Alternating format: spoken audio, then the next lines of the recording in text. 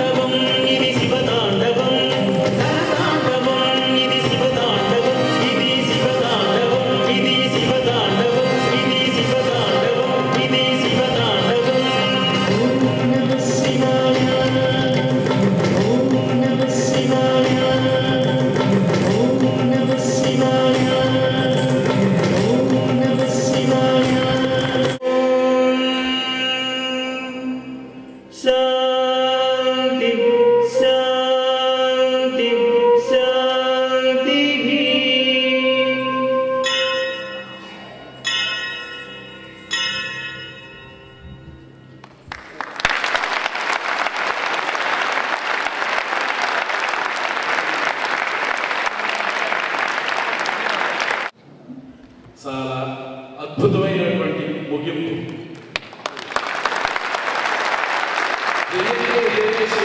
మహాబుద్ధి జన్య మహత్తర సంహిత కొలు శివుడి చేత వరప్రసాదమైనటువంటి అక్షర సముదాయం ఏదైతే ఉందో వాటి వలన ఈ రోజు మనం ఒకరికొకరు మన మాటల్ని కానీ భావాన్ని కానీ వ్యక్తం చేసుకోగలుగుతాం. ఆ అక్షరాలే పుట్టకుండా ఉండే ఈ రకమైన నిశ్శబ్దమే ప్రపంచం. ఎవరు ఏమి ఎందుకు అనేదానికి ఒక అర్థం లేనటువంటి శబ్ద శూన్యమైనటువంటి ఒక ప్రపంచంలో, అంటే ఒక విశ్వంలో ఆకాశంలో పైన ఉన్నటువంటి గ్రహాలలో ఉండేటువంటి ధ్వనులు భూమికి నిజంగా చేరేటైతే ఏమైపోతాం మనం? అవి శూన్యంగా ఉన్నాయి కాబట్టే మనం బతకగలుగుతున్నాం ఈ భూమి మీద. ఆ నిశ్శబ్దంలోంచి పరమశివుడు మనకి అనుగ్రహించినటువంటి ఆ మహేశ్వర సూత్రాలు, అక్షరాలు, వాటి గురించి మనకి వివరిస్తూ ఈరోజు ఏమిటి అసలు ఈ మహేశ్వర సూత్రాలు అనేవి మన భాషకి వెనకాల ఉన్నటువంటి అక్షర సముదాయం యొక్క గొప్పతనము, వాటి యొక్క మహత్యం ఏంటనేది ఈ శివరాత్రి సందర్భంగా మనందరికీ తెలియచెప్పడానికి మన స్వామీజీ వారి మనందరూ అనుగ్రహిస్తూ ఈ కార్యక్రమాన్ని ఏర్పాటు చేశారు. ఒక మహేశ్వర సూత్రాన్ని తెలియజెప్పడం కోసం అని చెప్పి ఒక కార్యక్రమంగా దీన్ని జరపచ్చు. కానీ ఈరోజు ఈ కార్యక్రమం జరగడంలో చాలా విశిష్టత ఉంది.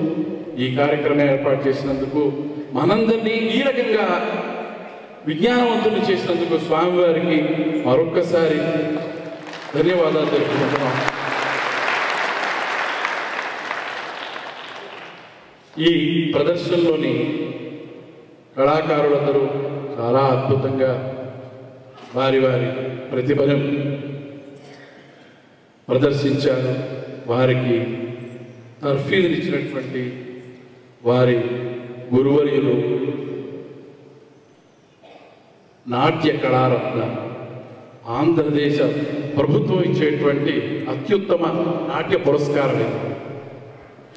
ఆ పురస్కారాన్ని పొందినటువంటి మన దత్తపీఠ ఆస్థాన విద్వాంసులు నాట్య కళా విశారద శ్రీ కెవి సత్యనారాయణ చాలాసార్లు దర్శనం కూడా చేసి ఉన్నారు. వారు రాళ్లబండి కవితా ప్రసాద్ గారు.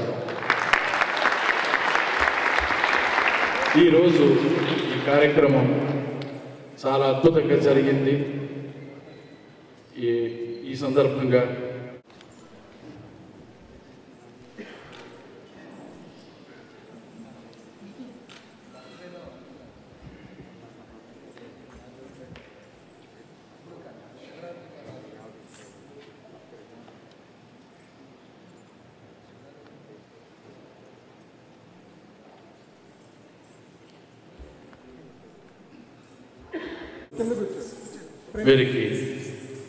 వీరి సంస్థకు 1,00,000 రూపాయలు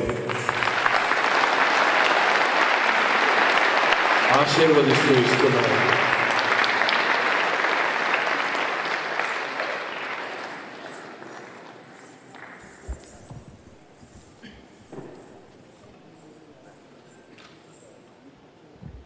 అందరూ నమస్కారం.